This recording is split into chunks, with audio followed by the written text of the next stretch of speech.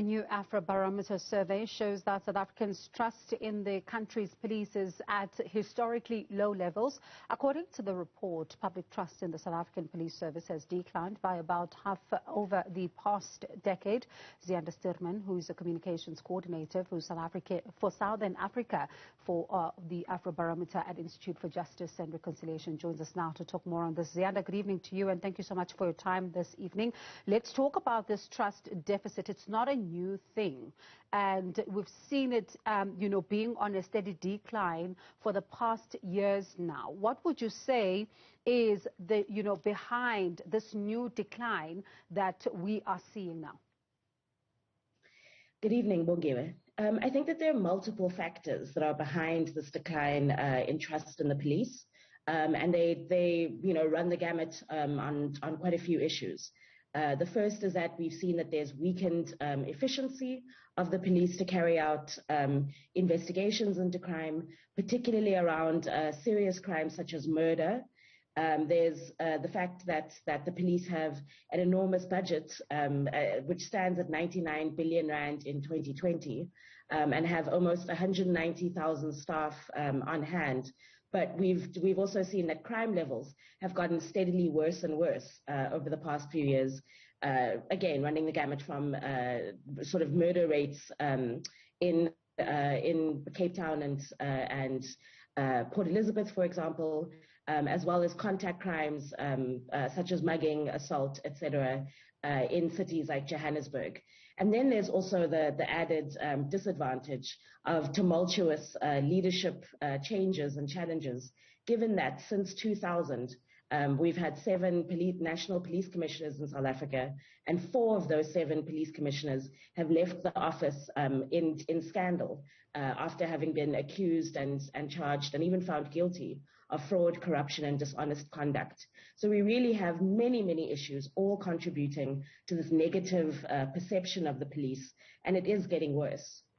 And before we get to the issue of the Office of the National Police Commissioner, because that's a huge one, I'd like to touch on something you've raised, which is around the budget. If the budget is so hefty, what then is stopping management from hiring? Because I know that there was also that standoff when it came to the agreement of the promotions, but at the same time the hiring of new officers, because we're still quite short of detectives, we're still quite short of hands and vehicles in police stations.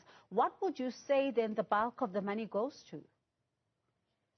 At this point, a large chunk of the police budget, the largest part of it, goes towards visible policing. So that's all around training police officers in sort of basic police patrolling. It's vehicles for the police and other sort of personnel or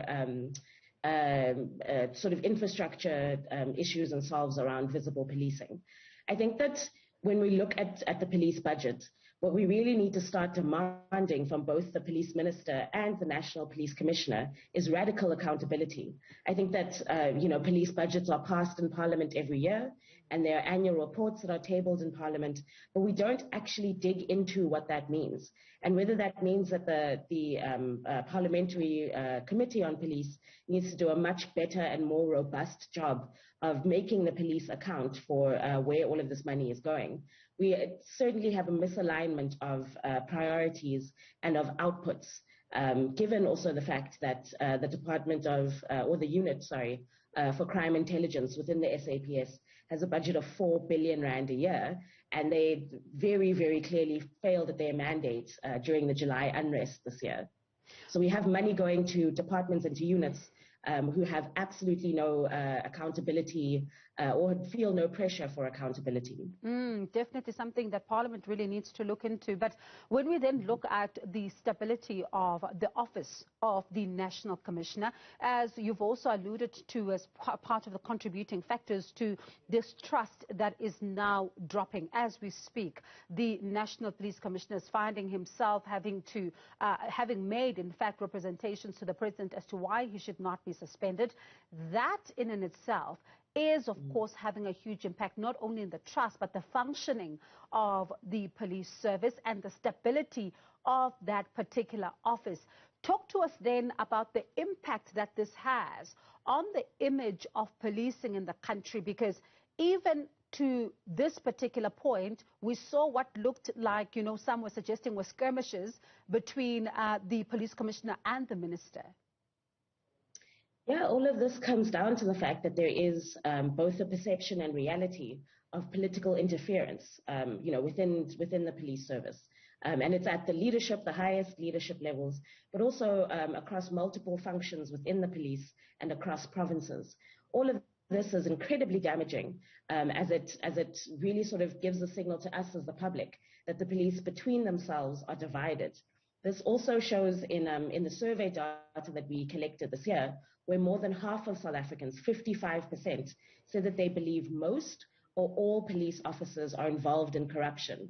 Another 36% said that it may be just a few police officers.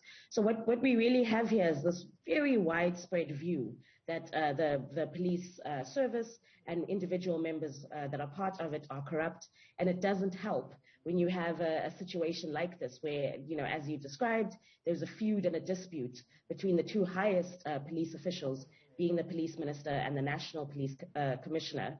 And all of this just leads to disarray and this view that the institution is both dysfunctional but also corrupt. Now, when one then, looks at what has been playing out in the public domain, others are saying that, the police commissioner is in fact, is really being, not able to do his job freely here, because some are claiming there's political interference. Others are saying that no, he should have, in fact, cooperated with that investigation by IPID into the grabber.